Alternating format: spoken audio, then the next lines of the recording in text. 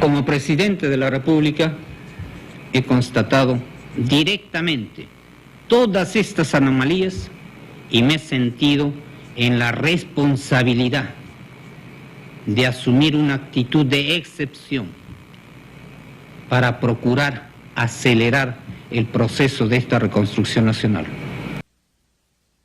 Las canciones de Camilo VI. Quiero invitarles, amigos, señores, que han lanzado un comunicado oficial, esto ya es confirmado 100%, se ha pasado en televisión hace cuestión de 20 minutos, quizás un poquito más, una reorganización total del Congreso de la República y algunas cosas más. No sé si hasta cierto punto se suspenden las garantías, pero es posible que ello ocurra. 12:00 horas. 12 horas, 00 minutos. 12 horas, 00 minutos. Senador Felipe Sterling. Sí, buenas noches. Muy buenas noches, señor presidente del Senado de la República. Le hablamos de Radio Antena 1. ¿Usted quisiera decirnos cuáles son sus expresiones ante esta decisión del señor presidente de la República? Estoy indignado ante el golpe de Estado. Repudio lo que ha hecho Alberto Fujimori. Estoy con arresto domiciliario y algunos colegas senadores han sido detenidos.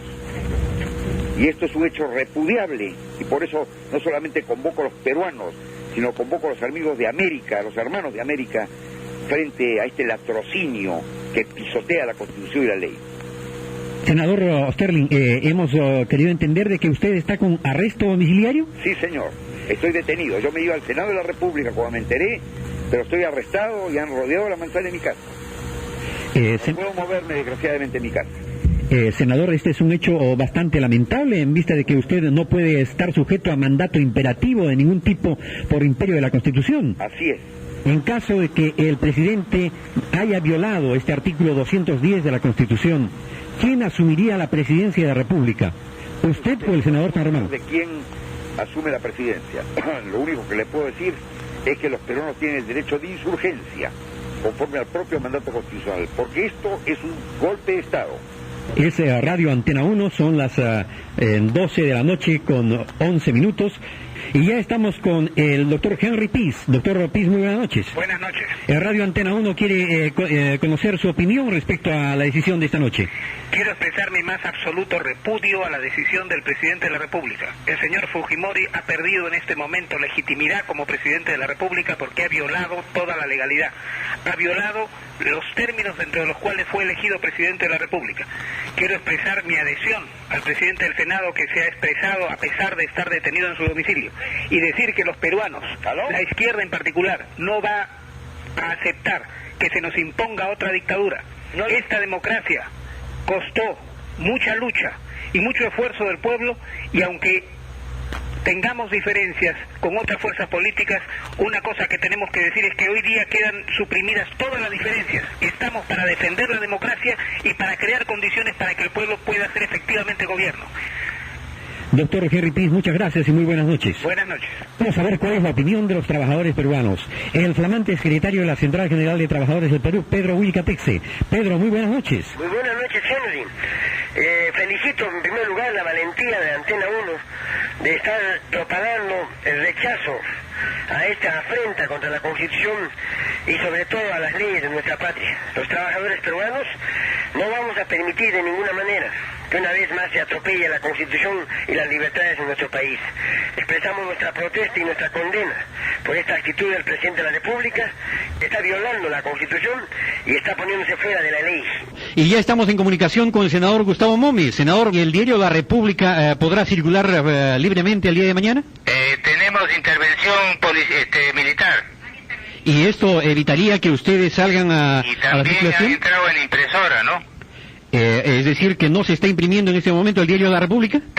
Vamos a tratar de sacarlo, pero tenemos intervención militar tanto en editora como en impresora. ¿Esto significa que están revisando vuestro material periodístico? Así es, hay una censura en este momento.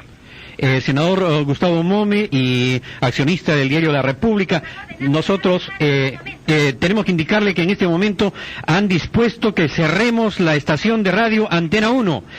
Han dispuesto que cerremos radio Antena 1. Nosotros hemos estado llevando la información a todos los sectores de la población con la pluralidad que el caso requiere. Hemos dado también lectura al comunicado del Comando Conjunto de la Fuerza Armada, el comunicado oficial número 001.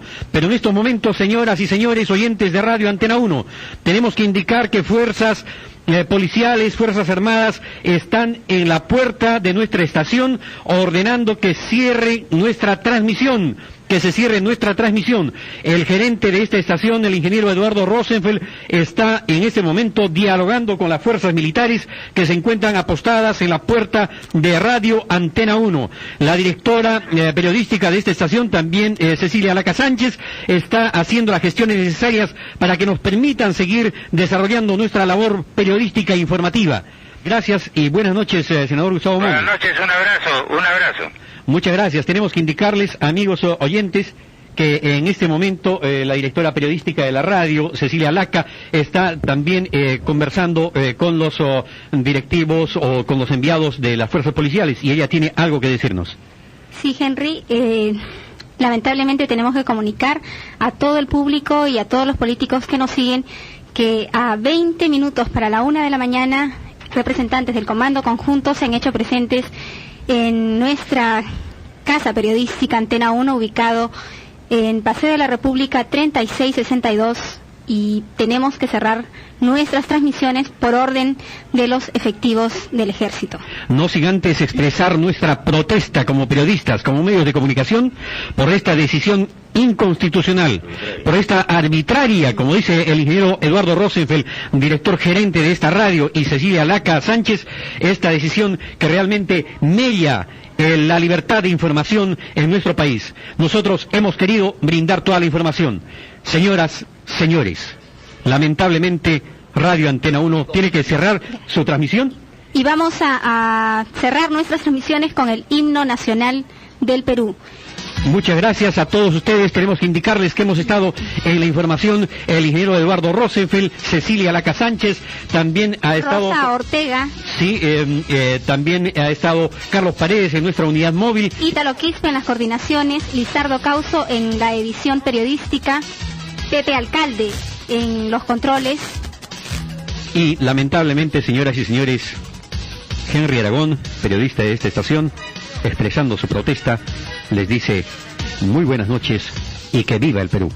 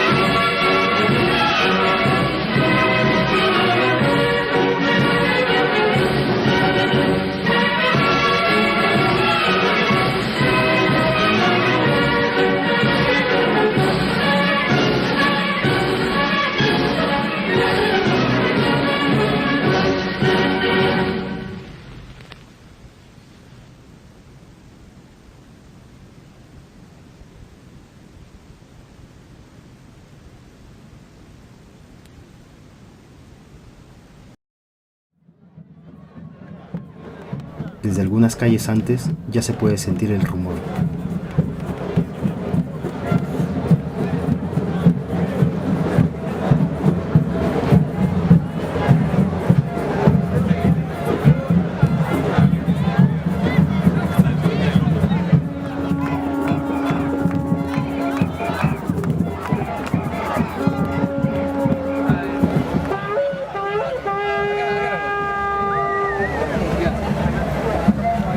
Esos ruidos, esos tambores.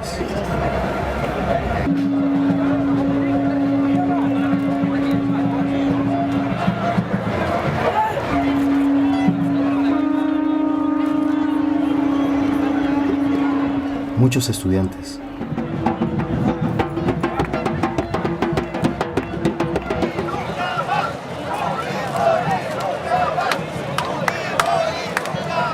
Otros un poco mayores.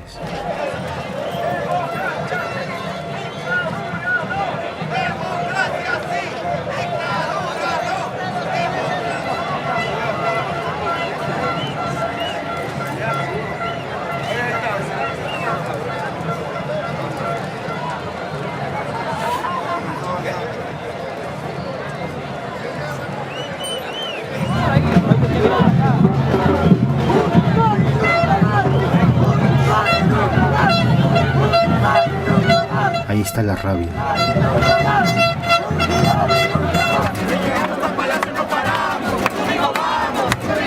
También está la fiesta.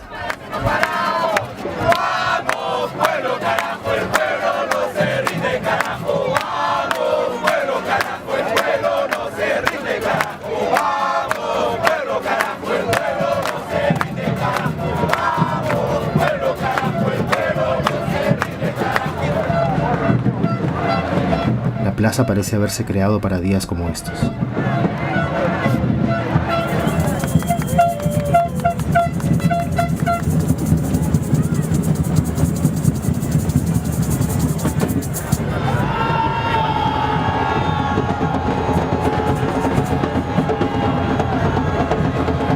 De pronto llega ese momento, el momento en que todo queda suspendido. El momento en que 100.000 personas empiezan a marchar.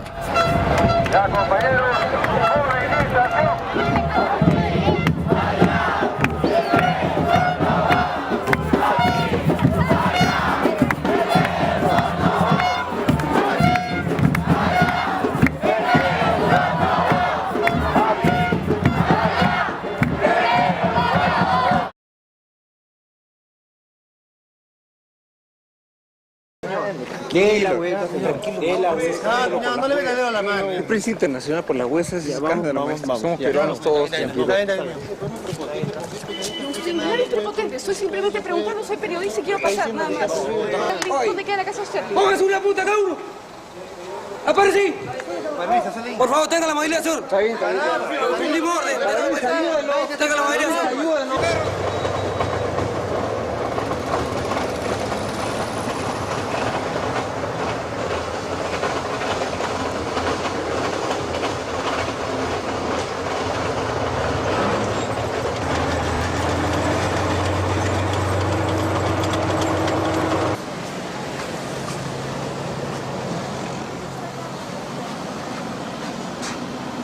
Son las 12:30 de la noche. El Congreso está rodeado por los tanques por la decisión del presidente Fujimori de cerrar el Congreso. A esta hora nadie sabe cuáles serán las consecuencias de esta decisión.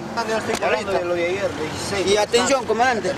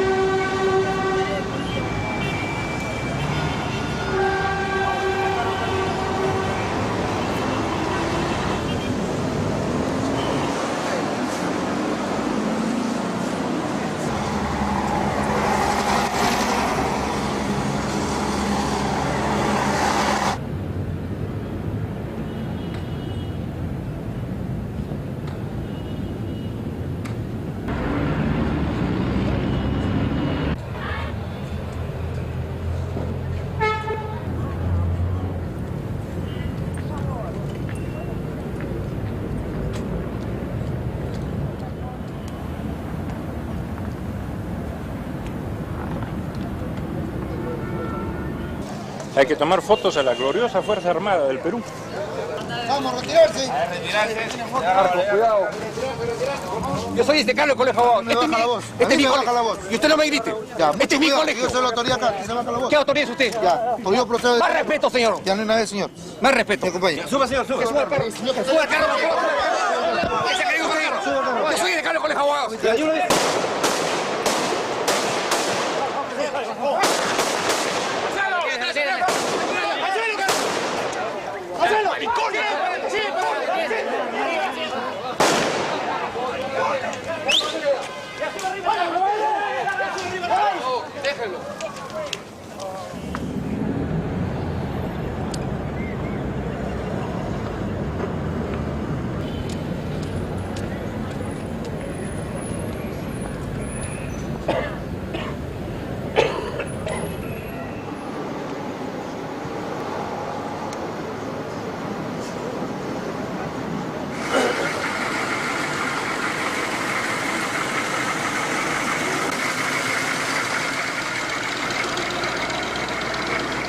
nadie pasa. Pero estamos cubriendo noticias e información, señor. Totalmente se ha cerrado, totalmente, ni el periodismo, ni el periodismo. ¿Cuál es la orden, me puede decir?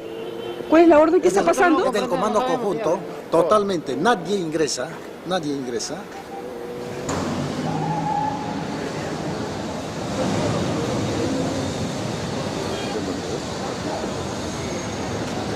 Estamos hablando con el director de la radio. No se encuentra en estos momentos. ¿Qué pasó con él? Está haciendo algunas gestiones para que la radio vuelva a operar normalmente y cumpla con su programación diaria, ¿no? Hemos sido interrumpidos y es el motivo por el cual no se encuentra el director. ¿Qué les dijeron? ¿Diga usted? ¿Qué les dijeron? Que simplemente pues ha habido disposición para hacer... Esperando afuera. No podemos llevar a las discusiones. Ok, gracias. Me pasa, señor, me pasa. Que venga un oficial. Por favor, señor. Yo exijo que venga un oficial. No le pasa, señor. No me toque usted a mí. Tenga la validad de tirar, señor. Usted está acá.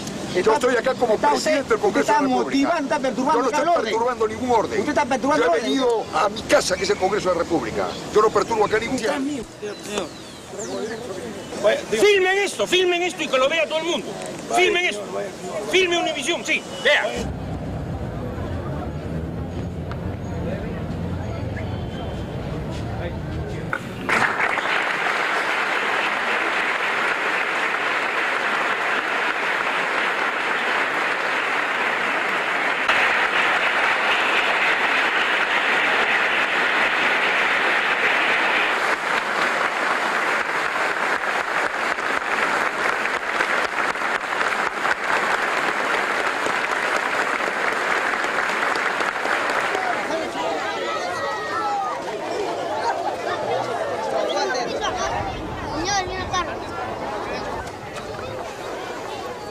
Ahí están, esos son los que venden al Perú. Ahí están, esos son los que venden al Perú. No había calculado en el sentido que la imagen que se podía transmitir fuera de tanques, metralletas y soldados. Por ahí me faltó un asesor de imagen. Por eso yo estoy insistiendo mucho que aquí los militares, las Fuerzas Armadas y policiales, lo que han hecho es, primero por convicción, acatar una decisión del presidente de la República, que en el país es jefe supremo de las Fuerzas Armadas.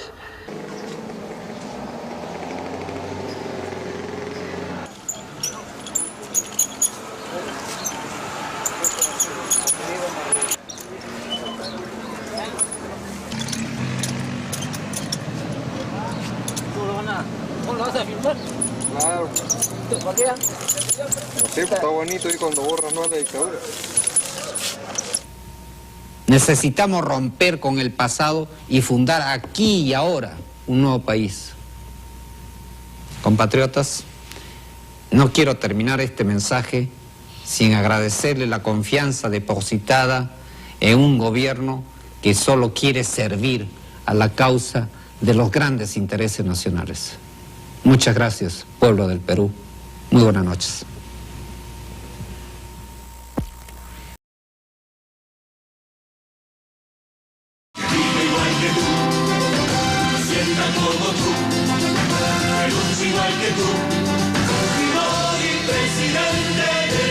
Alberto Fujimori, un presidente como tú.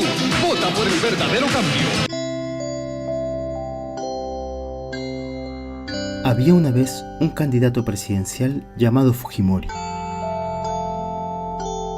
El candidato Fujimori no tenía un plan de gobierno serio, ni en el ámbito económico, ni en el cultural. Su único plan era en seguridad, declarar el estado de emergencia por todos lados.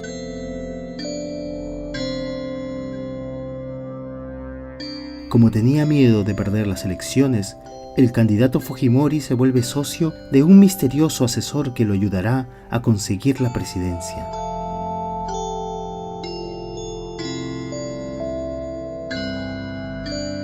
La mayoría de peruanos no sabía quién era el asesor, de dónde había salido, ni cómo había llegado al puesto en el que estaba. Alguien recordó que el asesor había sido investigado años atrás, pero nadie escuchó. Poco a poco, el asesor se llenó de poder. Un poder nacido de sus estrechos vínculos con el narcotráfico. Había mucho dinero que nadie sabía de dónde salía. Un día, el mayor narcotraficante del país cayó capturado. En su juicio, el narcotraficante contó que le pagaba $50,000 mensuales al asesor a cambio de que nadie interrumpa sus operaciones clandestinas. La fiscal de la nación, en vez de iniciar una investigación contra el misterioso asesor, salió a defenderlo públicamente. Lo declaró inocente antes de tiempo. De que ahora en una declaración se le pueda dañar su reputación, se pueda dañar incluso su carrera. Es más, se daña el prestigio del Perú, se daña el prestigio de las instituciones. Ese era el poder del misterioso asesor, el hombre que esparció la corrupción por todo el país, con la venia y el aplauso de su presidente Fujimori, el socio que se dedicaba a visitar todas las provincias sembrando populismo para esconder así lo que su asesor hacía.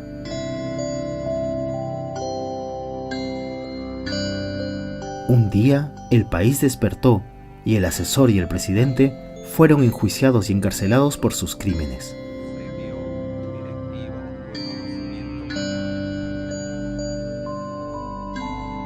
Hoy están a punto de salir libres antes de tiempo. Ni en sus mejores sueños pensaron que volver por la puerta grande sería tan fácil.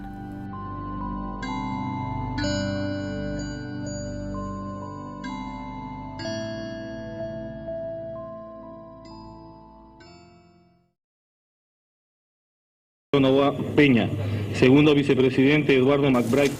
Hombres y mujeres en la calle me han dicho con la franqueza que los caracteriza, casi gritando: ¡Chino!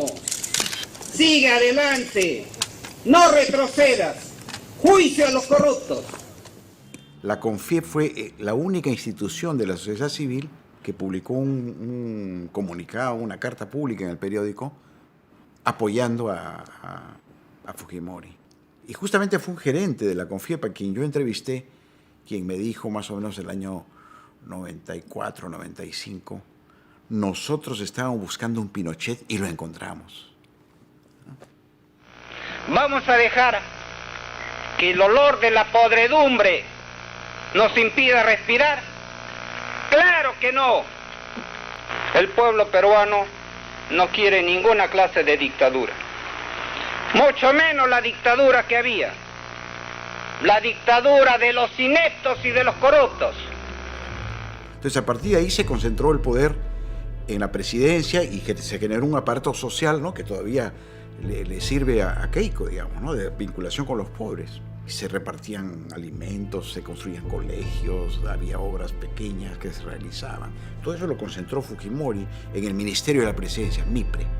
En paralelo, se consolidó el poder de Montesinos, que manejó la policía, el ejército, luego el poder judicial, que también es intervenido en el golpe, ¿no es cierto?, y todo lo que a él le interesa. Él sabía que para mantenerse en el poder y para blindarse, él también tenía que relacionarse con los grandes empresarios, acercarse a los grandes empresarios, ¿no? Y ese creo que es uno de los primeros videos, una de las primeras reuniones entre Montesinos y Dionisio Romero Seminario, ¿no?, el empresario más poderoso del Perú. Eso es verdad, pero yo solo quiero cuestionar de que no seamos triunfalistas, tengamos una manera de encontrar nosotros, porque lo que necesitamos es inteligencia. No que nos cojudeen. Entonces tenemos que tener la información para ver si vamos bien o vamos mal y qué actuar. Y ojalá que no caigamos en ese triunfalismo. Tenemos la información, la tenemos muy precisa, el tema lo tenemos muy claro, estamos trabajando bien. Montesinos cree que es de fundamental importancia tener el apoyo explícito de los grandes empresarios a la reelección.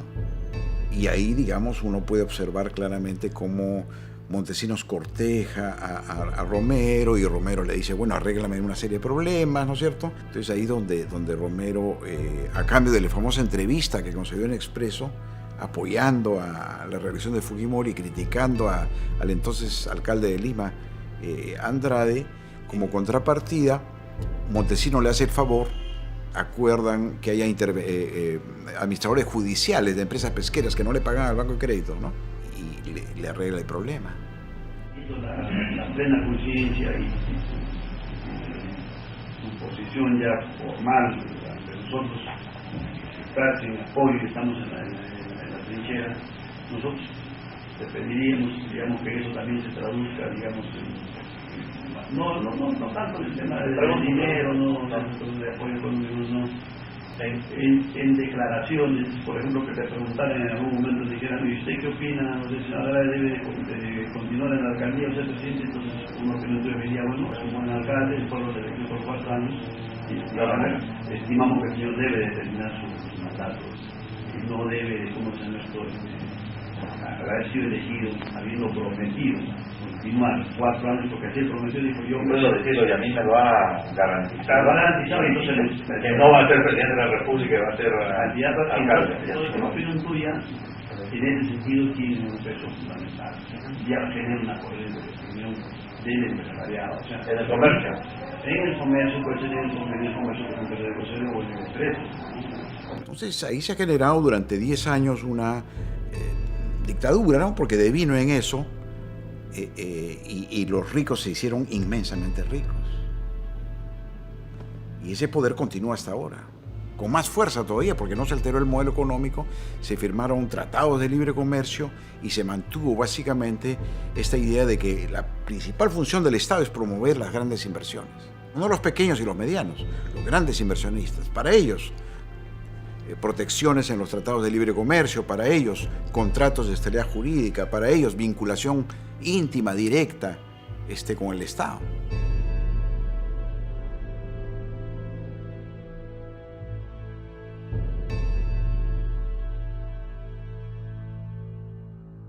Está el momento central, digamos, de todo este drama que es la salida de Montesinos fuera del país, cuando ya se ha visto el video.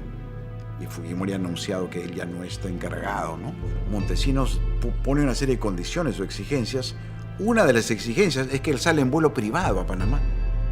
Y Dionisio Romero Seminario, que tiene una empresa que se llama ATSA, Aerotransportes S.A., le concede ese favor a Montesinos, y Montesinos viaja en avión privado. Entonces, una relación estrecha entre Fujimori, Montesinos, Romero, digamos, ¿no? No son dos, es un triángulo de poder que se mantiene hasta el final. Y si tú ves las declaraciones de la CONFIEP apoyó la reelección de Fujimori el 2000, la CONFIEP lo apoya abiertamente a Fujimori. Incluso critica las movilizaciones sociales porque es un ruido político que va a afectar la transición. Quien debe cambiar es el gran empresariado. El problema está en la CONFIEP y al interior de este gremio, en el ala dura, ¿no? Este es el sector que más se ha beneficiado del fujimorismo y que en el fondo continúa con esa mentalidad de que, mira, los rivales hay que arrinconarlos y desaparecerlos. Hay que sacarlos del camino, ¿no? No son tolerables, son peligrosos. En realidad parecen terroristas, ¿no? Es el mismo lenguaje. Hay protesta minera, es el terrorismo antiminero. Aparece Verónica Mendoza, debe ser terruca, ¿no? No dicen que debe ser terruca y por lo tanto tratada como tal. Hay otro sector empresarial que es más liberal, digamos, que está más dispuesto a escuchar, a negociar, que no se asusta, ¿no? con propuestas, digamos, de generar sistemas de rendición de cuentas, tolerar más, digamos, regímenes más favorables para los trabajadores. De algún modo, políticamente se expresa en esta elección entre el sector Kuczynski, digamos, ¿no? Más dialogante, más dispuesto a entender que hay problemas muy serios en el país, como por ejemplo el agua, ¿no? Y sectores más duros que son atraídos hacia el lado de Keiko Fujimori. Somos un gran equipo. Podemos llegar mucho más lejos. Ese es el reto, el compromiso y la obligación de Fuerza Popular con nuestro país. Muchas gracias.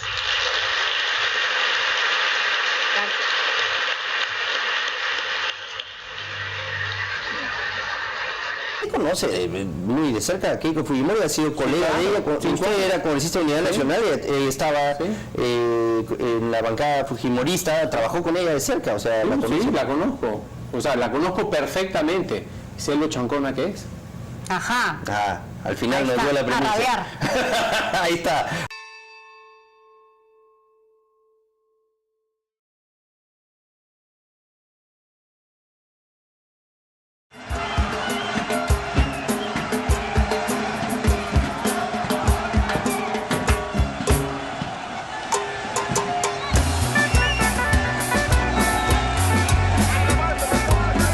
A fines del 2014, miles de jóvenes salieron a marchar contra una ley que minimizaba sus derechos laborales. Para la gran mayoría de ellos, estas fueron sus primeras marchas.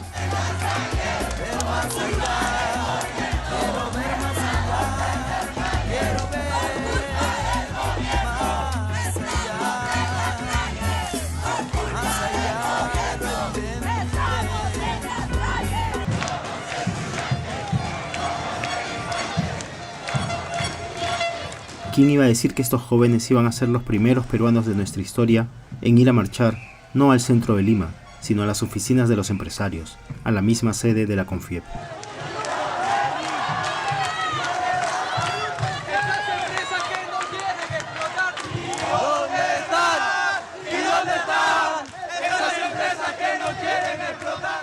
Bueno, los estudiantes han protestado básicamente por aspectos políticos, pero creo que tiene que ver también con un punto muy sensible para los jóvenes, es decir, el punto referido al futuro. El futuro lo ven los estudiantes cada vez con mayores dificultades.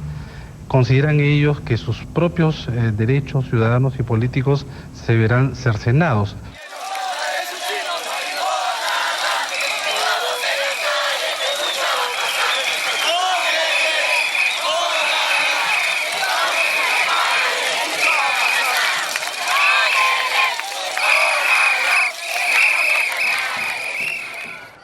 La primera marcha de mi generación fue el año 1997. Las primeras pancartas, los primeros kilómetros, la primera represión. De la Plaza Francia habían partido los universitarios, jóvenes que nunca antes habían participado en una manifestación cívica de este tipo.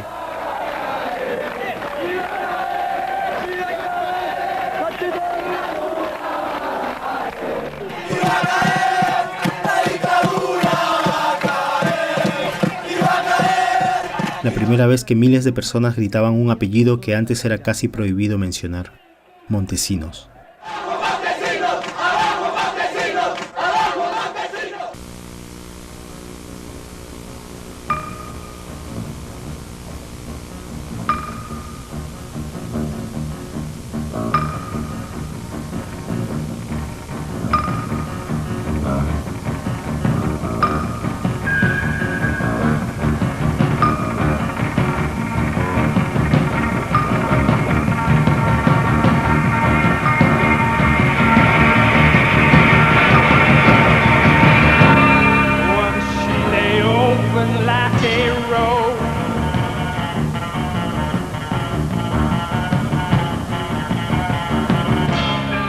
Depart the madness that I stumbled from, but she fell away, she fell away, shed me like a skin, she fell away, let me hold it. La destitución de los 3 magistrados es la gota que rebalsó el vaso. La frase que por toda la universidad pusimos fue: basta de indiferencia. ¡Somos estudiantes! ¡No somos terroristas! ¡Somos estudiantes! ¡No somos terroristas! ¡Somos estudiantes! ¡No somos terroristas! Fujimori había sido reelegido presidente en 1995, pero ya a fines del 96, el fujimorismo había creado la Ley de Interpretación Auténtica, una ley que iba a permitir una siguiente reelección de Fujimori. La destitución de 3 magistrados Los magistrados del Tribunal Constitucional se opusieron rotundamente a la ley y Fujimori los destituyó. El presidente de la República puede serlo por 2 periodos de 5 años cada uno, y cuando multiplica 5 por 2 dice que es 15, es decir, que va hasta el año 2005. Y no se preocupen que en el año 2005 va a decir, ay, me equivoqué, comencemos a contar de nuevo. Si la ciudadanía quería evitar esa futura reelección, debía conseguir 1.200.000 firmas para convocar un referéndum. Estudiantes de todo el Perú se unieron bajo el lema "Un estudiante, un planillón". Los universitarios salieron a las calles en busca de firmas para el referéndum contra la reelección. Los universitarios del Perú asumimos el compromiso de trabajar día a día hasta lograr en un plazo inmediato el 1.200.000 firmas. Siendo seguidos, un poco con las llamadas telefónicas también han estado intervenidos los teléfonos y sobre todo con la gente que es mismo integrante del servicio de inteligencia que viene a decirnos, oye, ya tienes tu folder. Y eso es un poco que amedrenta, ¿no? O sea, fichados. Al final se lograron más firmas de las requeridas, pero la mayoría fujimorista del Congreso logró que el referéndum fuera a votación. Por el sí, 45 señores congresistas, y por el no, 67, y una abstención. En consecuencia, el proyecto de ley número 3.924 ha sido rechazado. 45 por el sí. Por el no, 67. 45 a 67. ¡Murió la democracia!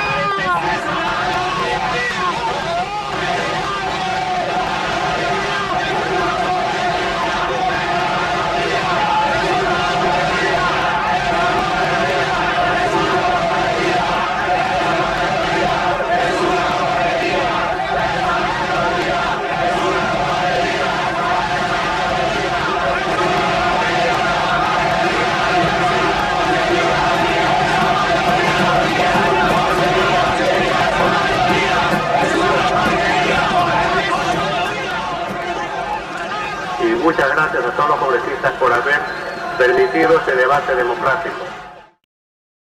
Recuerdo que éramos muchos de cuarto de media y de quinto de media, yo estaba en quinto, que nos parecía que realmente era nuestro futuro el que se estaba jugando, ¿no? Y que no podíamos quedarnos callados, ¿no? Que la cosa estaba muy mal, que era muy evidente que Fujimori era corrupción, era mafia, ya teníamos certezas de lo que había pasado en Cantuta, de lo que había pasado en Barrios Altos, que existía algo que se llamaba el Grupo Colina, el escándalo de los congresistas, era terrible. Yo recuerdo esa sensación que uno tenía era gente a la que se le había votado para que sea oposición y de pronto tú te dabas cuenta que eran unos topos, ¿no? Y que evidentemente estaban dando información o estaban traicionando el voto de lo que la gente estaba pidiendo que se hiciera.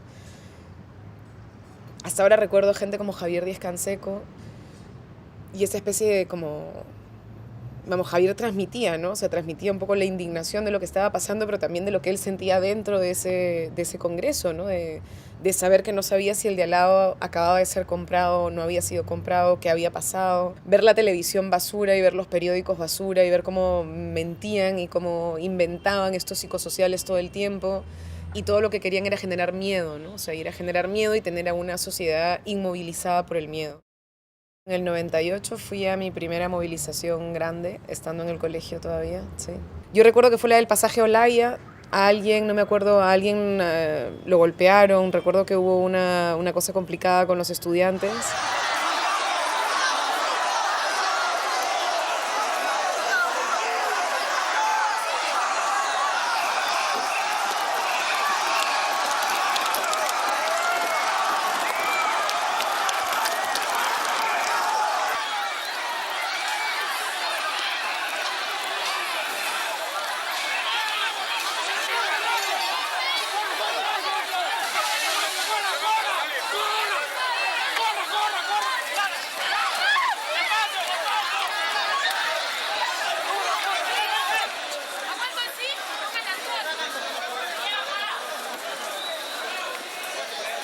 ¿Qué hace esta dictadura, esta represión a los jóvenes? Nosotros hemos venido con una marcha pacífica para que el señor Fujimori y la sociedad peruana se dé cuenta que los jóvenes estamos presentes, que queremos un país mejor.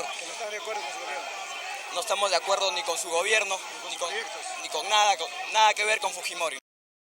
Eran como unas cartillas muy chiquititas de si te detienen, a quién tienes que llamar, qué cosa tienes que hacer, qué derechos tienes, cómo reclamar o no, porque también pasaba que había gente que se llevaban al zinc, ¿no es cierto? Y que de pronto le mostraban fotos de nosotros en organización de reuniones. Era un tiempo difícil, ¿no? Era un tiempo de mucho miedo, era un tiempo de... Todos sabíamos que el señor Montesinos tenía infiltrados en todas partes, sabíamos que manejaban muchísimo dinero y que tenían una presión muy grande sobre el movimiento laboral, obrero, ¿no es cierto?, sobre la CGTP.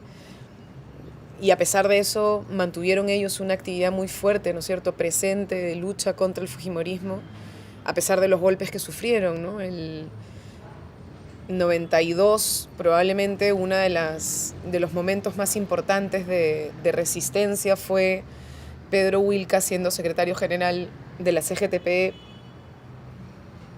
levantando lo que después fue una indignación general, ¿no? Y lo mataron, ¿no? Y hacía mucha gente. Entonces, yo sí siento esa época como un tiempo en el que la gente dijo, se acabó. O sea, se acabó.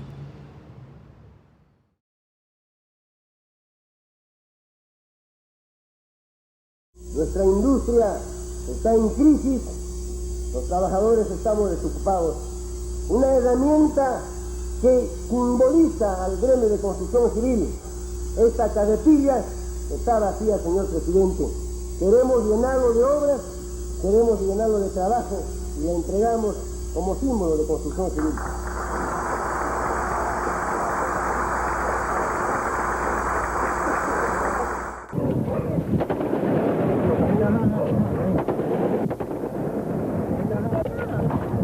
Una lluvia de piedras que cae tratando de agredir a los policías.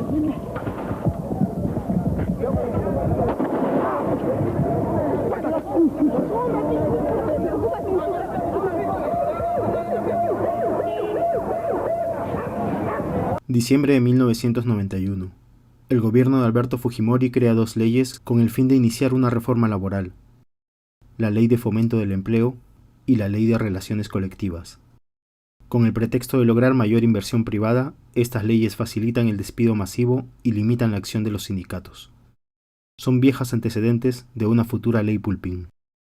Pero en 1991 son leyes resistidas y Fujimori no puede aplicarlas, hasta que llega el 5 de abril de 1992. Disolver temporalmente el Congreso de la República hasta la aprobación de una nueva estructura orgánica del Poder Legislativo, la que se aprobará mediante un plebiscito nacional. Con el autogolpe del 5 de abril, 12 derechos laborales se borran de un plumazo. El 16 de diciembre de 1992, Construcción Civil declara una huelga nacional. Luego de esa huelga, la policía llega hasta el local de los trabajadores y ocurre este enfrentamiento.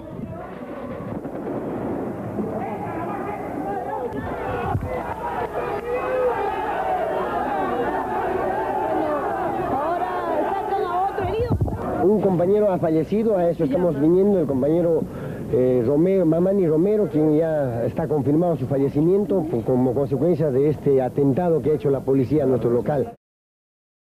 Esto es el 16 de diciembre de 1992. 2 días después, el Grupo Colina matará a Pedro Wilca. Buenos días, mi nombre es Flor Wilca. Soy hija de Pedro Wilca Texe, secretario general de la CGTP y dirigente de Construcción Civil hasta 1992.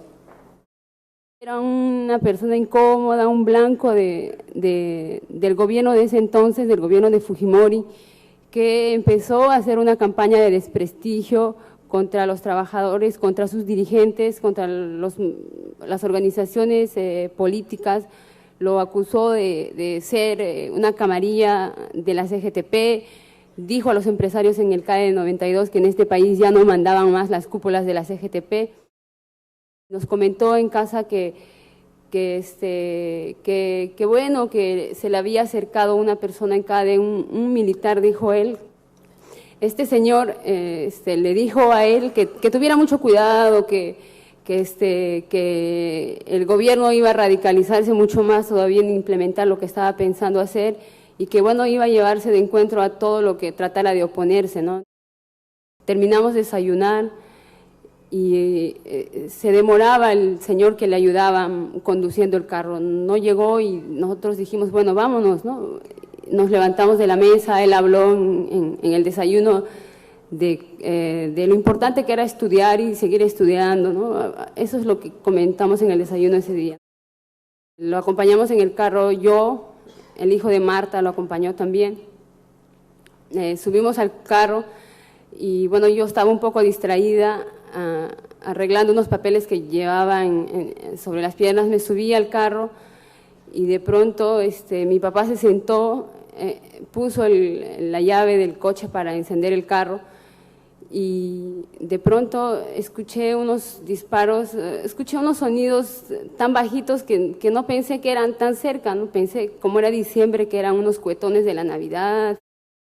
Eran tan bajitos que ni siquiera me di cuenta, ¿no? Y de pronto empezaban a hacer más y más y más, y cuando me di cuenta había gente hacia alrededor del chofer, hacia el lado izquierdo del carro, rodeando a mi papá. Yo me asusté mucho, me bajé del carro, entonces traté de correr hacia mi casa. En la puerta estaban Marta, estaban mis hermanos, ellos seguían disparando. Yo traté de llamar a la policía, pero no sabíamos qué hacer en ese momento. Luego todo se tranquilizó, la gente empezaba a venir a la casa, mi papá no bajaba del carro, ¿no? Eso me desesperó más todavía. La gente decía, no lo toquen porque tiene una bomba, va a explotar. No querían que lo tocáramos. Yo lo subí a un taxi, me lo llevé en un taxi hasta el hospital.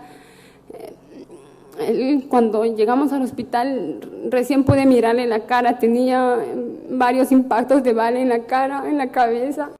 Nunca más volvió a decir nada, nunca más volvió a estar con nosotros.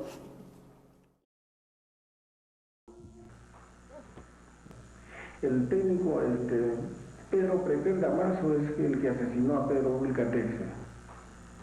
Él es el que asesinó. Con orden superior. Con orden superior. O sea, el general Rivero Lazo. El general Rivero Lazo, en mi presencia, denunció, ordenó al mayor Martín para que asesinen a Pedro Wilca Texer porque él había amenazado de que iba a realizar paros nacionales para 1993.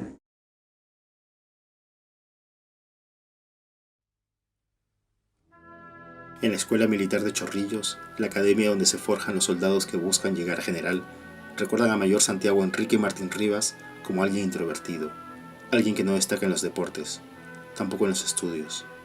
Termina en el puesto 33 de un total de 48 cadetes. El año 81 viaja al conflicto del Falso Paquilla, en Ecuador.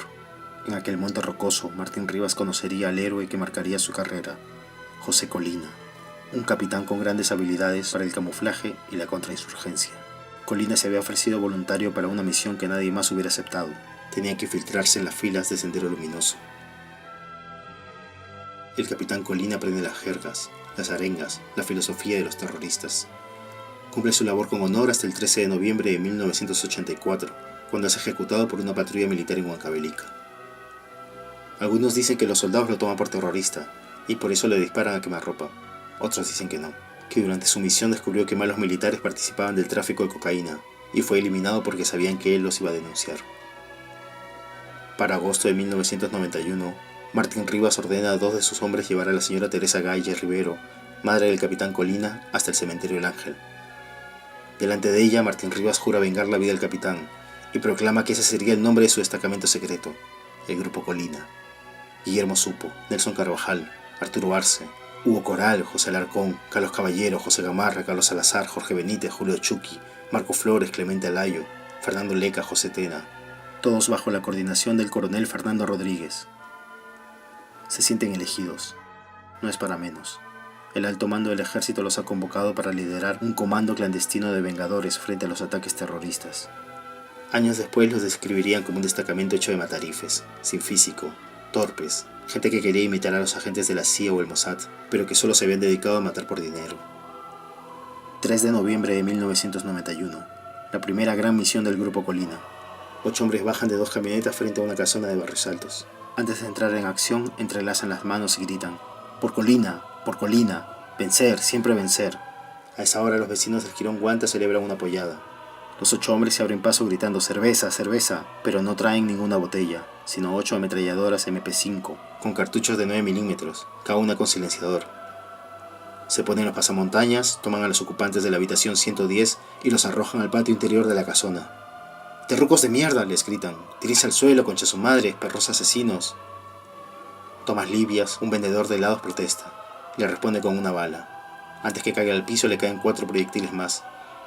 Filomeno León, el organizador de la pollada, pregunta: ¿Qué pasa, jefe? 7 balazos le quiebran la voz. No tienen tiempo de gritar. Disparan indiscriminadamente durante 2 minutos. Un niño de 8 años se lanza sobre los restos de su padre. Le caen 11 impactos de bala. En estos momentos la Policía General está retirando a un menor. Al día siguiente el fiscal encontrará 111 casquillos en el piso y 39 proyectiles incrustados en la pared. Terminado el operativo, el Grupo Colina sube a las camionetas, prenden sus sirenas policiales y salen de Lima, con dirección a la Panamericana Sur, a la playa militar La Tiza, donde los espera un buffet de pescados, mariscos y cerveza. El presidente está orgulloso, dice Martín Rivas. No está conforme con lo del niño, pero comprende los daños colaterales. Habla con tal convicción que parece haber hablado con el mismo Alberto Fujimori. Una de esas noches, o quizás esa misma, Martín Rivas empieza su romance con la agente Mariela Barreto, integrante del equipo número 2 del Grupo Colina, a cargo del técnico Julio Chucky Aguirre, alias El Enterrador. El 17 de julio de 1992, Sendero Luminoso detona un coche bomba con 600 kilos de dinamita en Lima, en la calle Tarata, el corazón de Miraflores. 30 personas son asesinadas brutalmente. Al día siguiente, el 18 de julio, el Grupo Colina llega hasta el campus de la Universidad Enrique Guzmán y Valle, La Cantuta, y se llevan a 9 estudiantes y a un catedrático. Son terroristas, corren la voz. Nadie más verá a esos estudiantes ni a ese profesor con vida. Ocultan los cuerpos en una fosa común, en la carretera que conduce al distrito de Huachipa. Pero algo falla. Martín Rivas tiene un mal presentimiento. Mucha prisa, muchos cuerpos, mucho caos. Ordena a su equipo que desentierre los cadáveres, que reduzcan los cuerpos a cenizas. Es más seguro así. Va el agente Chucky, acompañado de Pedro Pretel Damaso. Chiquito, le decían por su imponente estatura. Pretel saca los cadáveres. Dice que ha contado bien, que ya están todos. Pero un año más tarde, en julio de 1993, el equipo de forenses que investiga el crimen en La Cantuta encuentra el cadáver entero de Enrique Ortiz Perea, cuerpo enrollado dentro de un fardo negro, bañado con cal, casi momificado. Ese fue el único cadáver completo que se encontró de la matanza de La Cantuta. De los otros han encontrado restos, huesos. El cadáver de Richard Armando Amado Cóndor ni siquiera ha sido hallado. Tampoco se sabe dónde está el cuerpo de Pedro Yauri, periodista del programa de radio Punto Final, quien había criticado duramente a los militares por haber detenido a la familia Ventosilla Castillo, unos campesinos que habían sido tomados por terroristas. Tanto se quejó Yauri en la radio que al final soltaron a los Ventosilla, pero la última palabra la tenía siempre el Grupo Colina. El 24 de junio del 92 se dividen en 2 grupos. Unos van por los Ventosilla, otros por Pedro Yauri. A este se lo llevan a una playa abandonada. Fue Martín Rivas el que lo obligó a cavar su propia tumba contra el agente Chucky años después. Cuando la fosa está lista, descargan una ráfaga de metralleta sobre Yauri. Al día siguiente, en otro lado de la ciudad, 6 de los Ventosillas amanecen ejecutados al lado de una carretera. Barrios Altos, La Cantuta, Pedro Yauri, Pedro Wilca, los campesinos del Salta. Cada operativo del Grupo Colina parecía destinado a abrir un proceso judicial. Finalmente, una corte marcial los lleva a juicio. Martín Rivas no entiende, sus agentes tampoco. ¿Por qué a juicio si solo cumplimos órdenes? Calma, les dice el general Nicolás Hermosa Ríos, nada menos que el propio jefe del Comando Conjunto, el tercer hombre más poderoso del Perú. Calma, silencio, ya lo vamos a solucionar. El tiempo le da la razón al general. En 1995, el gobierno de Alberto Fujimori da una ley de amnistía y el Grupo Colina sale libre. Se sienten protegidos. Ya ven, dice Martín Rivas, el Estado nos cuida. Pero algo se tuerce. Poco a poco, los agentes empiezan a morir. El 23 de marzo de 1997, una niña encuentra el cadáver de la agente Mariela Barreto. No hay rastro de su cabeza ni de sus manos. Los médicos concluyeron que antes de ser descuartizada, le quebraron la columna, le quemaron los pies, le rajaron los codos y las rodillas. Una tortura brutal y sostenida. Un par de semanas antes, el 8 de febrero de 1997, la agente Leonor La Rosa fue detenida en el cuartel general del ejército. La acusaban de haber filtrado documentos a la República. El 19 de febrero entró de emergencia al Hospital Militar del Ejército. Un día más tarde tuvo un paro cardiorrespiratorio. Abandonó el hospital en silla de ruedas. Ese mismo mes Chiquito Pretel termina tendido sin vida sobre el asfalto en un extraño accidente de tránsito. Iba manejando su moto por la avenida Angamos, en Surquillo, cuando un auto lo choca por detrás. Extrañamente, había un carro del ejército cerca del accidente. Unos militares recogen el cuerpo y se llevan al chofer al Pentagonito para tomar su declaración. Horas más tarde lo sueltan, sin dar parte a la policía. El 26 de diciembre de 2006, la Corte Interamericana de Derechos Humanos responsabiliza al Perú por los asesinatos de la Cantuta. Le abren un nuevo proceso a Martín Rivas, pero esta vez en un tribunal civil. Él se convierte en fugitivo. Un día, Martín Rivas se entera de que una fiscal ha encontrado más de 20 millones de dólares a nombre del general Hermoso Ríos. No lo puede creer. Si él iba preso era justamente por haber obedecido las órdenes de su general, de Montesinos, de Fujimori. Decide dar su versión en una serie de entrevistas al periodista Humberto Jara. Durante una de esas entrevistas cae detenido. Una mañana calurosa de 2007 empieza el juicio a Martín Rivas. Ahí se reencuentra con el general Hermosa, ex jefe supremo de todos los institutos armados durante 7 años. También está el general Julio Salazar Monroe, ex jefe nominal del CIN. Los acompañan el general Juan Rivero Lazo, ex jefe de la Dirección de Inteligencia del Ejército, el general Luis Cubas Portal, ex jefe de Comando de Logística del Ejército DINTE, los coroneles Víctor Silva Mendoza y Alberto Pinto Cárdenas, ex jefes del Servicio de Inteligencia del Ejército CIE, y el coronel Fernando Rodríguez, quien fuera responsable del Grupo Colina ante el alto mando militar. Martín Rivas se siente un idiota. Es el único personaje de todos los que han sido procesados por los tribunales anticorrupción que no amasó una fortuna. El sujeto que dice a todas luces ser un analista formado por los aparatos de inteligencia no pudo advertir que obedecía órdenes de los generales más corruptos de nuestra historia. Ese día también se reencuentra con los hombres que una vez comandó. Hace más de 5 años que no veía a toda la pandilla. La última vez que lo hizo tenían una orden de captura sobre sus cabezas. En un taller de mecánica, Martín Rivas los convocó para dar las últimas órdenes. Un solo puño, una sola versión. Aún entonces se consideraba un equipo donde no cabía lugar para la traición. Pero han pasado 7 años ya. Ahora todos han sido capturados. Aún peor, piensa Martín Rivas. Muchos se convirtieron en colaboradores eficaces o se acogieron a la confesión sincera. Varios han testificado contra él, indicándolo como el sicario particular de Alberto Fujimori y Vladimiro Montesinos. Quizás por eso cuando llega al juicio no lo saluda. Por cómo se expresa, no parece un matarife de sangre fría, más bien parece un conferencista de autoayuda. Formula preguntas que él mismo responde, se indigna, evoca silencios, arregla su cerquillo. El niño, repite. En la guerra han muerto más de 1000 niños. ¿Alguien hace justicia por ellos? Está frustrado. Repite que él no forjó ninguna fortuna, no como los generales corruptos que tiene al lado. Él es un hombre de oficina, el autor del Libro Rojo, el libro que había sentado las bases de la guerra contra el Sendero Luminoso y el MRTA. Se ve a sí mismo como el verdadero protagonista de la lucha contra el terrorista, por encima incluso de Fujimori y Montesinos. Desde hace 14 años, Martín Rivas ha tratado de decirnos que le debemos una disculpa, porque él terminó con la subversión. Este es el único lugar del mundo en donde el Estado se acusa a sí mismo, exclama. Pero él ya no es el Estado. Tampoco es un soldado. Y tampoco vengó al capitán Colina. Fue al revés. Hizo lo mismo que hicieron sus verdugos. Asesinó a aquellos que se atravesaron entre la cocaína, el dinero y el ejército. Lejos de proteger a los débiles, como manda el himno castrense, se ocupó de asesinar a sangre fría a sujetos que no tenían cómo defenderse. Durante el proceso, nadie pudo demostrar que las personas que asesinó el Grupo Colina en Barrios Altos tuvieran algún vínculo con Sendero Luminoso. Tampoco han podido demostrar que los alumnos de la Cantuta estuvieran implicados en el atentado de Tarata. El Grupo Colina nunca capturó a ningún líder de Sendero Luminoso. El Grupo Especial de Inteligencia de la Policía, el GEIN, a cargo de Benedicto Jiménez, capturó a Abimael Guzmán y a su comité central sin detonar un solo explosivo. Pero eso ya no importa. Ahora lo único que importa es negarlo todo. Martín Rivas asegura que no conoció a los hombres asesinados en la Cantuta. El representante del Ministerio Público, incrédulo, le lee uno por uno los nombres de sus víctimas. Martín Rivas simplemente contesta, no los conozco.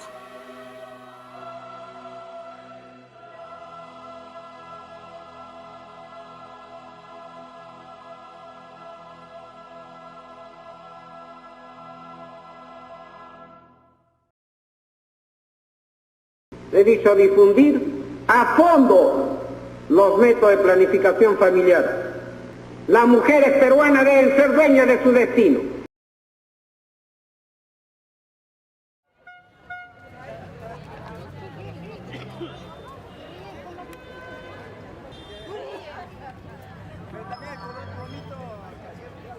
estuvieron viniendo de acá de la posta, los enfermeras, solicitando pacientes para hacerse, mujeres para hacerse la ligadura de trompas de falopio.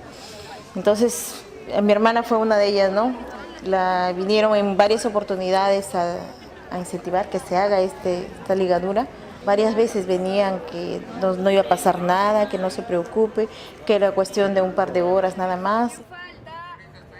Fue al mediodía y dijo que un par de horas estaba regresando, pero transcurrió el tiempo y no vino.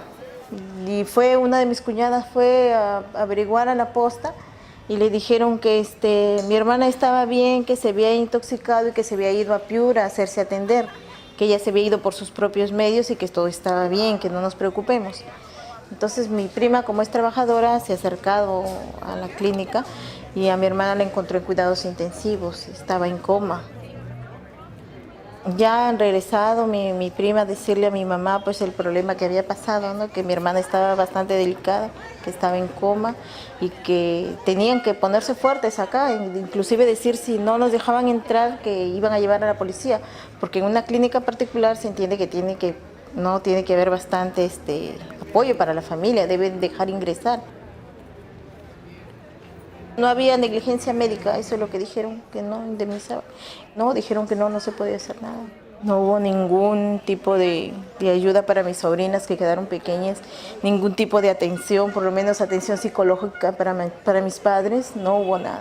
Se quedó así nomás, ya transcurrieron 10 años.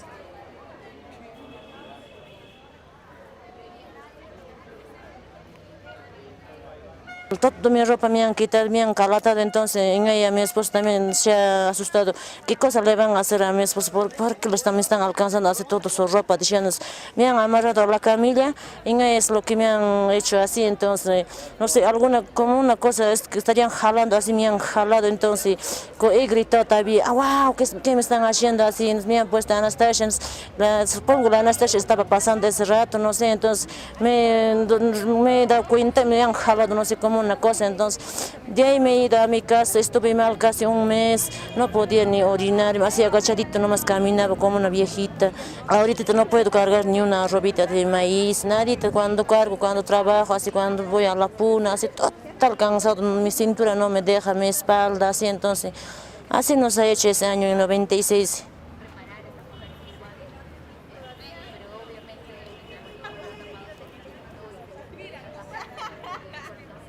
Vinieron 2 o 3 veces a mi casa, el señor Hermenegildo Cusihuamán, que era el sanitario de la posta, y una obstetriz Elvira, ¿no? La primera me negué, la segunda le dije que iba a conversar con mi esposo. Entonces mi esposo no quiso, me dijo que no, que ¿por qué? No sabía cómo te harían, que esto. La tercera venía, le dije, ¿sabes que mi esposo no ha querido, me ha dicho esto? Entonces me dijo, no, todo va a ser gratis, todo, no te preocupes de eso, aprovecha ahora que todo es gratis así. Fui pues con ellos a que me hagan eso. Cuando me estaban haciendo, me sentí algo mal. Entonces sentí unas cosas, no, parece que sin anestesia, no sé, sentí dolor, dije, por favor, me está doliendo, no soporto. Entonces me dijo, no te preocupes, eso es así, es normal. Decía, bueno, en la tarde nos llevaron a nuestras casas, así, nos dieron unas pastillas, con esto basta. Desde hace 2 años yo he estado sufriendo con mucha hemorragia, desmayos, adelgazamiento, hinchazón en la parte aquí, hinchazón en la vagina. Entonces lo único que hago es bajo la posta, le digo estoy así por esta razón. Es natural, no, si te va a pasar y da unas pastillas, yo cómprate 3 pastillas. Gracias a Dios encontré una doctora bien buena. Me han hecho, desde el principio todo tipo de análisis. Me preguntó si para hacer la ligadura me habían hecho análisis. Si nos habían hecho papá Nicolau, todo para saber si teníamos infección o qué, ¿no? Nada de eso, le dije, no, han podido morir, hay muchas personas que han muerto con esto, ¿cómo se han podido descuidar? Así. De ahí me han estado haciendo estudios hasta que ahora llegaron al punto de que tengo principios de cáncer.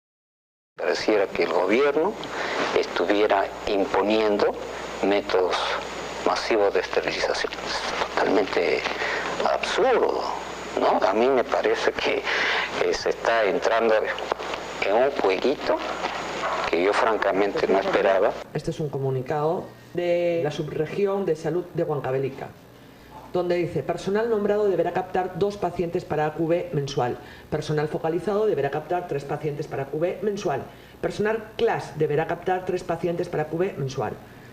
Aquí sí, nos establece... Está bien. Estos documentos que no tienen logo del Ministerio de Salud, aquí lo tiene. ¿no es cierto? Hay unos sellos que a mí me deja, porque en aquella época circularon muchos documentos apócrifos. A nadie, pues, en sus 4 cabales la van a meter a una sala de operaciones a la fuerza. Eso a mí no me vengan a decir, porque es imposible.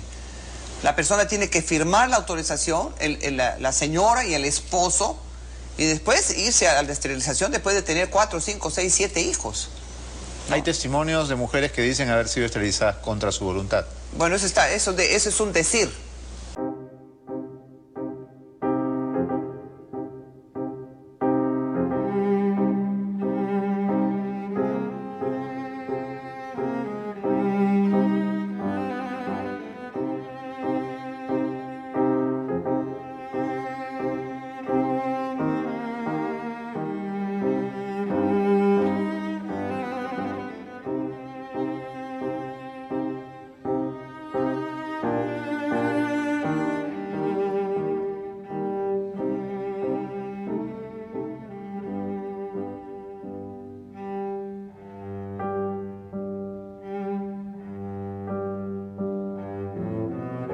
Estos casos excepcionales, con los cuales yo me solidarizo como mujer y como madre, creo que han sido errores humanos.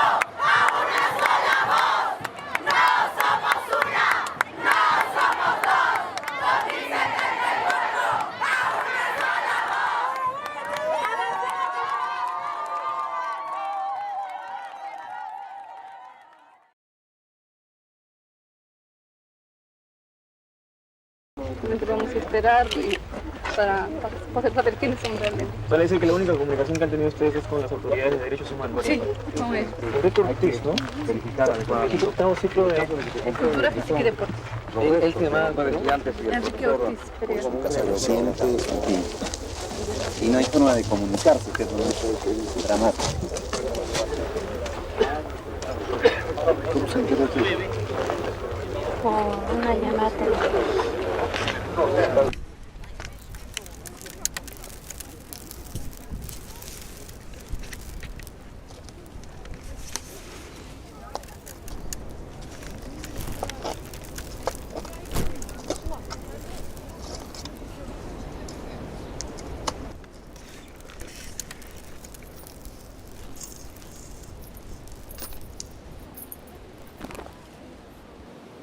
Atendiendo el pedido de doña Raida Cóndor, el doctor Cuba se dirigió a su domicilio, ya que ésta había reconocido el llavero y aseguraba que las 2 llaves grandes eran las de las puertas de su casa.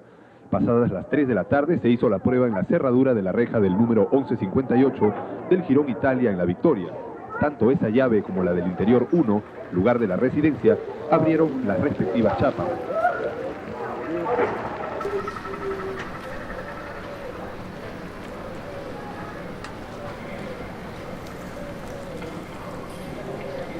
Luego hay una parte que es tremenda, dice: debido a que el tiempo apremiaba, toman la carretera central con dirección a Lima y en plena marcha ordena a los integrantes de su equipo ejecutar a todos los capturados.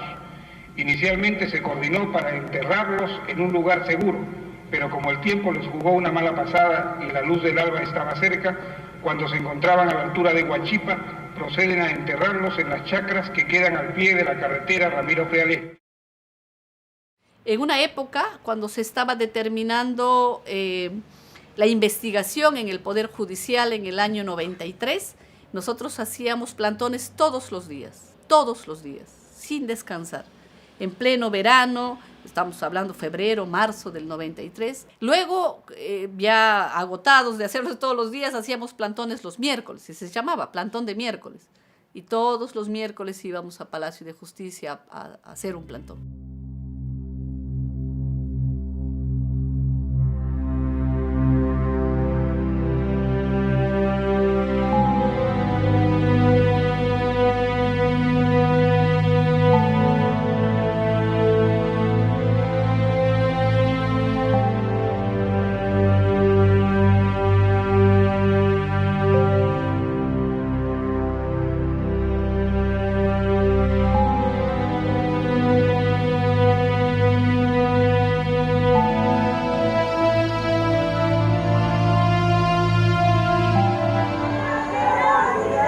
¿Cómo olvidar, Armando? Morir. Pero no le voy a dar el gusto de morirme. Me seguirá viendo. Seguiré pidiendo justicia. Voy a ser su sombra de ese malde.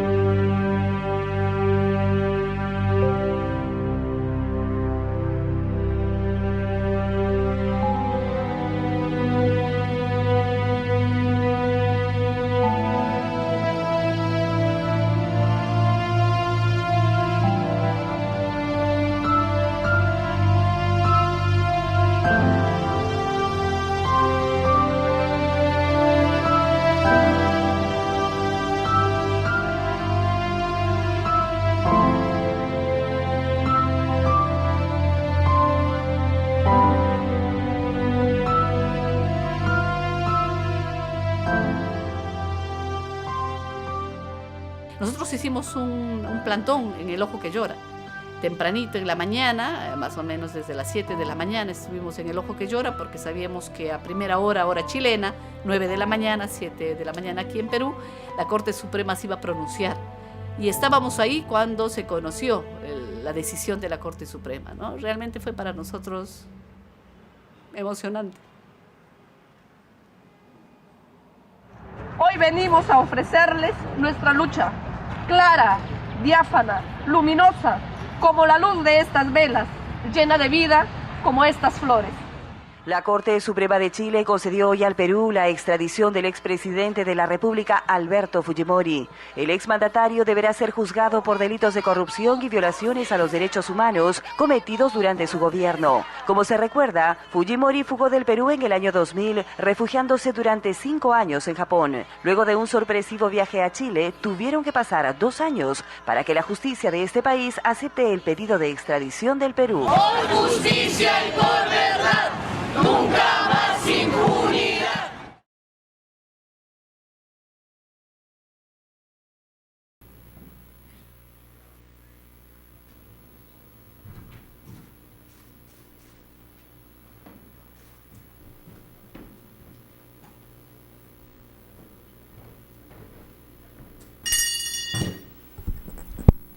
Se abre esta última sesión de la audiencia de este juicio, 161ª. Llegado a este punto de la presentación de la decisión, cabe afirmar que el tribunal ha llegado a una certeza razonable acerca de los 4 hechos juzgados.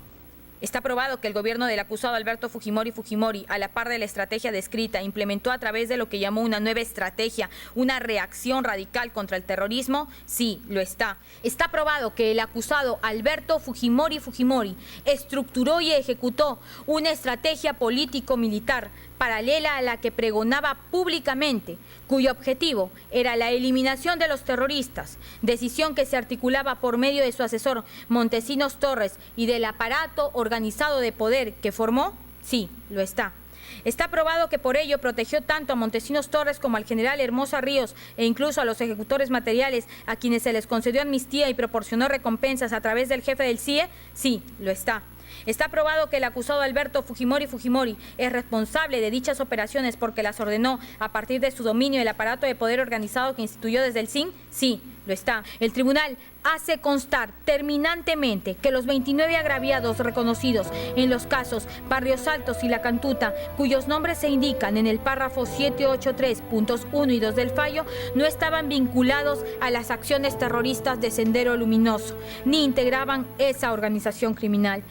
La Sala Penal Especial de la Corte Suprema de Justicia de la República falla, declarando infundadas las cuestiones probatorias deducidas por la defensa del acusado Alberto Fujimori conforme a los acápites 2, cuestiones probatorias 3, prueba videográfica y audiográfica y 4, otros cuestionamientos probados del capítulo 1 de la parte 2 de la presente sentencia. En tal virtud, le impusieron 25 años de pena privativa de libertad que, computada desde el 7 de noviembre de 2005, en que fue privado de su libertad en Chile, atendiendo a la solicitud de extradición, hasta el 18 de junio del 2006, en que obtuvo libertad bajo fianza, y desde el 22 de septiembre de 2007, en que fue puesto a disposición de este tribunal, vencerá el 10 de febrero del año 2032.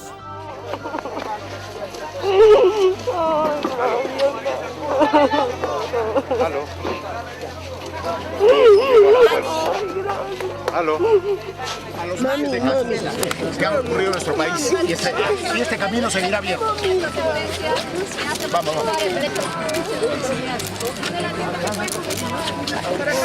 Bueno, esperamos que sí. Que señora Raya, ¿está contenta con la sentencia?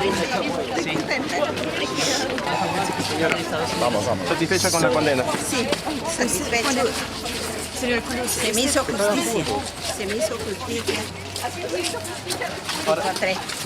Ahora puede comenzar una nueva vida. Sí. Mi lucha de 17 años no fue en vano. Me siento contenta, me siento... Ay, mi cabeza. Feliz.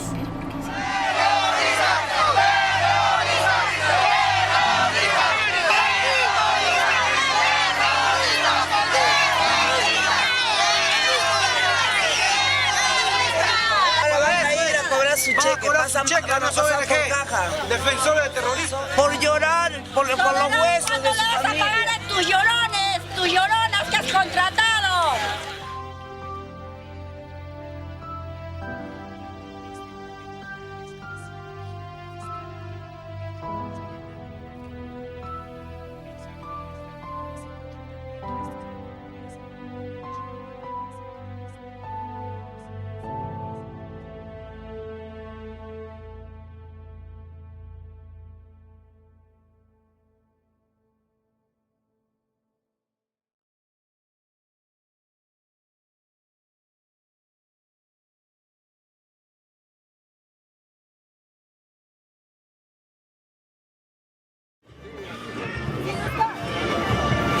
Está probado que la operación de Barrios Altos fue ejecutada por el Grupo Colina y que en el nivel superior estaba el general E.P. Rivero Lazo, director DINTE, y que por encima del general E.P. Rivero Lazo se encontraba el SIN, concretamente Montesinos Torres.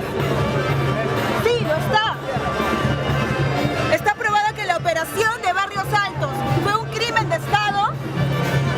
Sí, lo está. Está probado que en horas de la madrugada del 18 de junio de 1992, 9 estudiantes y un profesor de la Universidad de La Cantuta fueron conducidos por miembros del Grupo Colina al kilómetro 1,5 de la carretera Ramiro Prialé, Huachipa, donde los ejecutaron extrajudicialmente y enterraron clandestinamente. Sí, lo está.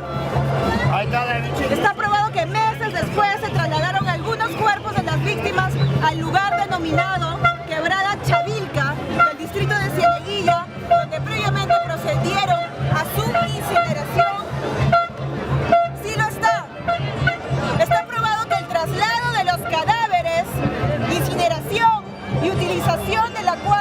por finalidad no dejar vestigio alguno, desaparecer los cuerpos y ocultar la verdad de lo acontecido? Sí lo está. Está probado que el asesinato de los 9 estudiantes y un profesor de la Universidad La Cantuta también responde a un patrón de crimen de Estado, de ejecuciones extrajudiciales. Sí lo está. Está probado que los integrantes del Grupo Colina, Sosa Saavedra y Carvajal García, se les entregó cintillos de pacificación nacional el 19 de agosto de 1994, pese a que ya habían sido objeto de una condena firme por desaparición forzada y ejecución extrajudicial en el caso de La Cantuta. Sí lo está. Está aprobada la operación frustrada de eliminación física de los ciudadanos de Julio Simón Murano y Javier Díaz Canseco Cineros por parte del Grupo Colina. Sí lo está. Está aprobado que el Senado, el 15 de diciembre de 1991, oficializó la conformación de una comisión investigadora de ese crimen, la misma que no concluyó su cometido como consecuencia del golpe de Estado del 5 de abril de 1992. Sí lo está. Está probado que luego de ocurrida la desaparición forzada y la ejecución extrajudicial de los alumnos y profesor de La Cantuta, sus familiares denunciaron las desapariciones en diferentes instancias públicas y judiciales sin recibir amparo alguno. Sí lo está. Está aprobada la participación activa del CIN en estos actos de encubrimiento, pues desde la independencia se proyectaron los oficios de respuesta a los requerimientos concursales, las resoluciones del foro militar que investigaba los sucesos y las declaraciones de los involucrados. Sí lo está. Está aprobado que todo este conjunto sistemático de actividades que involucraron a los sectores más sensibles del Estado y poderes públicos fue autorizado, dirigido y controlado por el acusado Alberto Fujimori. Sí lo está. Está probado que el acusado Alberto Fujimori es responsable de dichas operaciones porque las ordenó a partir de su dominio del aparato de poder organizado que instituyó desde el CIN. Sí lo está. Está probado que el acusado Alberto Fujimori renunció a la presidencia de la República desde Tokio el 19 de noviembre del año 2000, pero esta renuncia no fue aceptada por el Congreso y por el contrario, declaró la vacancia presidencial por incapacidad de moral. Sí lo está. Corte Suprema de Justicia de la República y Sala Penal Especial. La sentencia de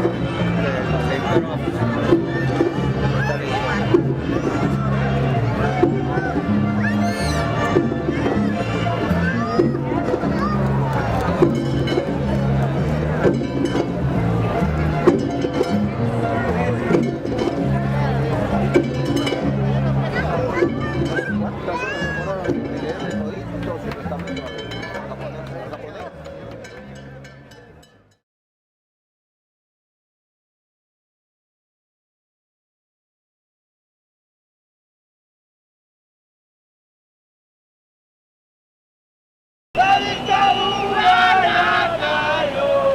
¡Ya cayó! ¡Ya cayó! ¡Ya cayó! ¡La dictadura ya cayó! ¡Ya cayó! ¡Ya cayó! ¡La dictadura ya cayó! ¡Ya cayó! ¡Ya cayó! ¡La dictadura ya cayó! ¡Ya cayó! ¡La dictadura ya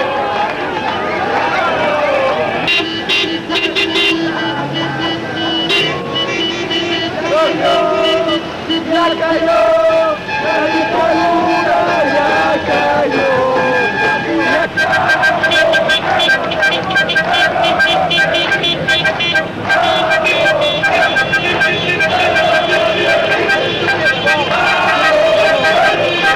¡Pueblo no se rinde! ¡Vamos, pueblo! ¡El pueblo no se rinde! ¡Vamos, pueblo! ¡Pueblo no se rinde, carajo! ¡Vamos, pueblo! ¡Ya cayó! ¡La dictadura ya cayó!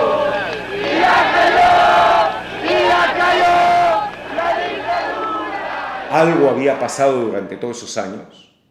Bastaba que con 2 horas se convocara un mitin para que se llenara una plaza, donde quiera, donde fuera. Y en esas aglomeraciones de gente, en esas manifestaciones llenas de fervor, ahí la gente empezó a sacar los Montesinos, a hablar los Montesinos. Me recuerdo que cuando llegamos una vez a Sicuani, nos distribuyeron folletos, estos octavillas que habían hecho ahí, y yo me quedé sorprendido de lo bien informados que estaban sobre Montesinos, sobre lo que este había hecho. Quiere decir de que toda la labor que hizo, la labor heroica que hizo el periodismo de investigación, ese grupo pequeñísimo de gente, y los pocos medios que estuvieron allá, y los pocos directores de realmente gran honor, como Enrique Sileri, como Gustavo Momellona, y organizaciones no gubernamentales, y organizaciones de derechos humanos, que habían estado constantemente sacando cosas, eso había finalmente fructificado. Usted fue una de las personas que emprendió la marcha de los 4 suyos. Sí, y llegamos a Lima y nosotros hemos vivido en carne propia lo que es la dictadura, la persecución, la agresión y seguramente el deseo de liquidar a todo lo que es oposición. Pero más pudo la fe del pueblo en la democracia y ahora usted ve, la hemos conquistado antes de tiempo.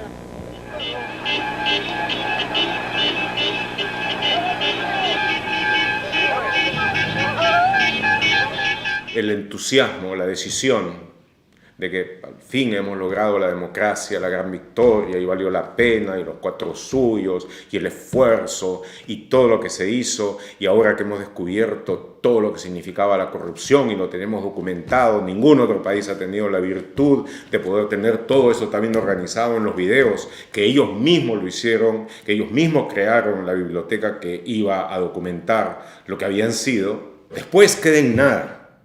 Queda en nada.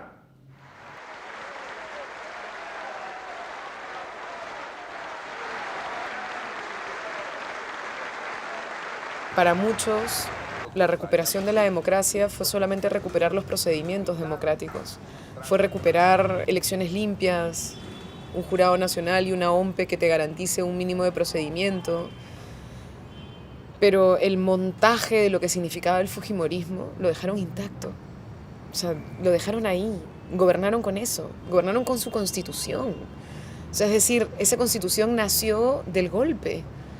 Esa constitución consagró las razones de fondo de las esterilizaciones forzadas, del despido masivo de trabajadores. Y esa constitución la mantuvieron y se encargaron de manera sucesiva de decir que este país salía adelante porque tenía una constitución neoliberal. Y porque ese modelo no había que tocarlo. Acuérdate que en el 2000 había toda una discusión sobre, no, cuidado, no toquen el modelo, ¿no? O sea, que el modelo económico quede tal cual está, solamente hay que recuperar la institucionalidad democrática, ¿no?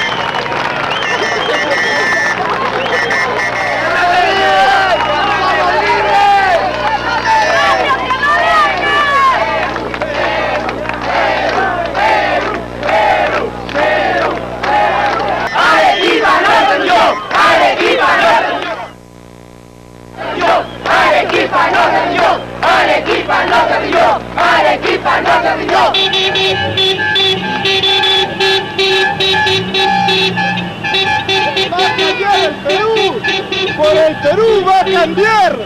Hoy empieza el cambio.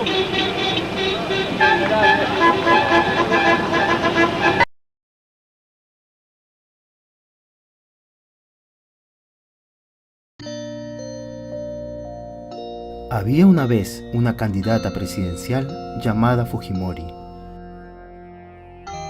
La candidata Fujimori no tenía un plan de gobierno serio, ni en el ámbito económico ni en el cultural.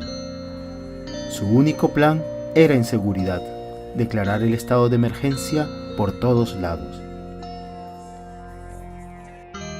Como tenía miedo de perder las elecciones, la candidata Fujimori se vuelve socia de un misterioso asesor que la viene ayudando a conseguir la presidencia. La mayoría de peruanos no sabía quién era el asesor, de dónde había salido, ni cómo había llegado al puesto en el que estaba. Alguien recordó que el asesor había sido investigado años atrás, pero nadie escuchó.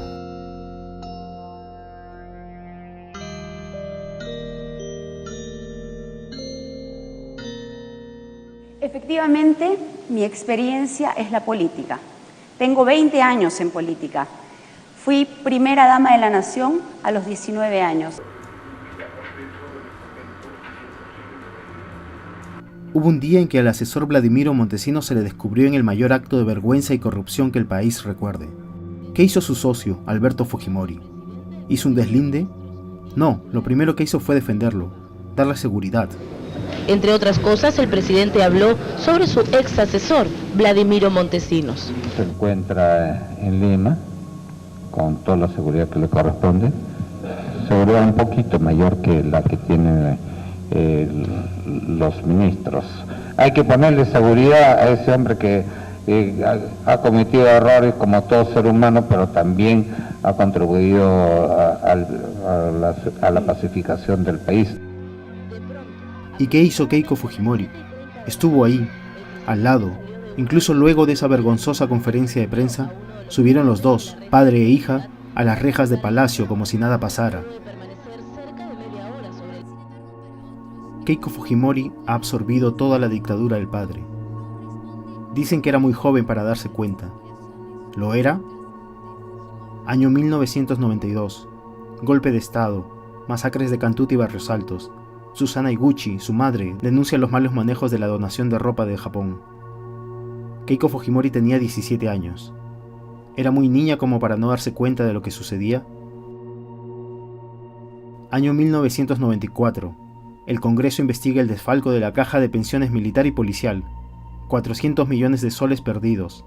El servicio de inteligencia empieza la persecución contra su madre, Susana Iguchi. ¿Keiko dice algo? No, acepta ser nombrada primera dama. Tenía 19 años.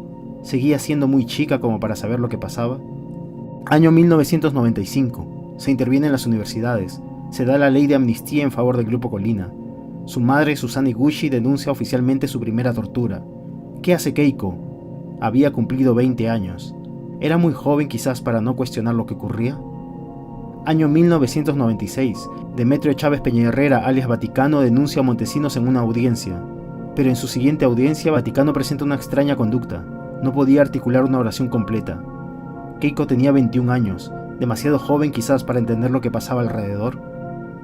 Mayo de 1997, Keiko Fujimori termina sus estudios de Administración de Negocios en la Universidad de Boston, estudios pagados con dinero del CIN.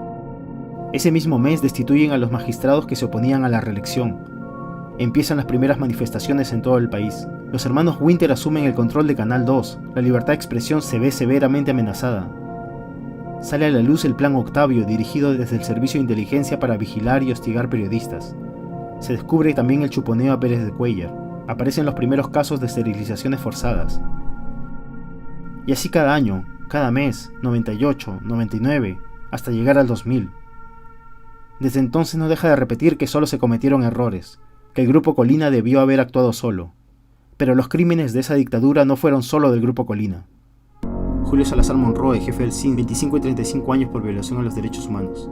Humberto Rosas Bonuccelli, el jefe del CIN, 6 y 4 años. Nicolás Hermosa Ríos, jefe del Ejército, 25 años. Esleván Bello, comandante general de la FAP, 8 años.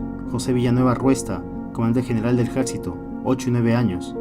Antonio Bárcena, comandante general de la Marina, 6 años. Juan de Anderas, el director de la Policía, 6 años. Federico Hurtado, director de la Policía, 4 años. Luis Salas Guevara, el primer ministro, 3 años suspendido. Carlos Boloña Ver, ministro de Economía, 4 años suspendido. Víctor Holguay, ministro de Industria, 10 años. Absalón Vázquez, ministro de Agricultura, 7 años suspendidos.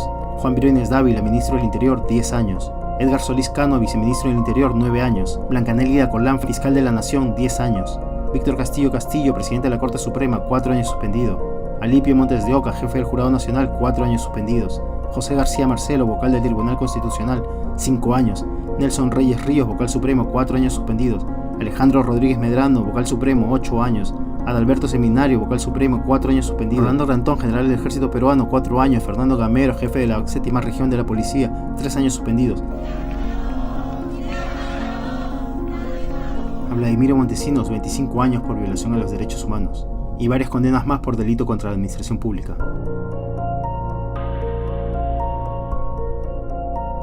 Keiko Fujimori se sigue rodeando del mismo equipo. Ahí está Yoshiyama, el ministro del golpe. Ahí está Klimper, el ministro en la peor época de la dictadura.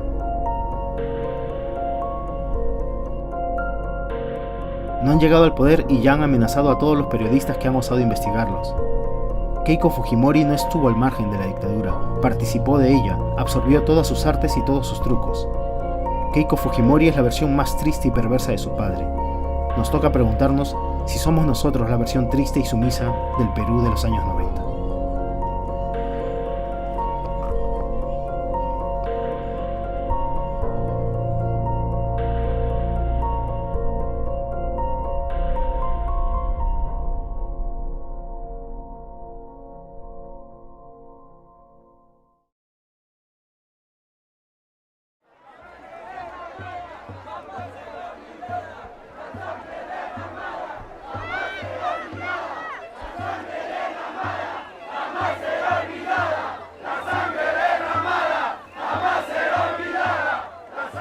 Empieza a oscurecer el martes 5 en la Plaza San Martín, que ya luce no solo llena, sino apretada, intensa, con más entusiasmo que indignación. Como sucede con los que somos casi viejos, que necesitamos completar las experiencias con las memorias, voy asociando lo que veo con recuerdos. ¿Despierta este 5 de abril flashbacks del que ocurrió hace 24 años? No. Me hace recordar más bien la marcha de los 4 suyos del 28 de julio del 2000. Estuve entonces durante un rato en el mismo lugar en el que me encuentro ahora, frente al monumento de San Martín, mientras llegaban entonces, como llegan ahora, contingentes de estudiantes universitarios que confluían desafiantes y combativos en la plaza. Cerca de mí veo un grupo grande de muchachos que por su intensidad y evidente coraje deben ser sanmartinos, y recuerdo a los que los precedieron hace 16 años. Pero claro, las cosas fueron diferentes. Entonces la policía se había retirado para que los vándalos infiltrados por Montesinos pudieran perpetrar los letales destrozos con los que intentaron criminalizar nuestra movilización. Poco rato después, la plaza se llenó de gases lacrimógenos, las calles hirvieron y la jornada marchó hacia su luctuoso final que inició la caída del Fujimorato. 16 años después, las diferencias resaltan primero. Hay quizá tanta movilización policial como entonces, pero es para proteger la movilización, no para atacarla. La manifestación no es para derrocar una tiranía, sino para impedirla. La que ocurre ahora es masiva, de potente elocuencia, pero a la vez magníficamente pacífica. Consciente de la fuerza que significa la movilización de 100.000 personas, acompañadas por miles de otras en varias ciudades del Perú. Como en el 2000, las fuerzas democráticas son dueñas de la calle, pero ya no en confrontación, sino en demostrar su decisión de defender la libertad.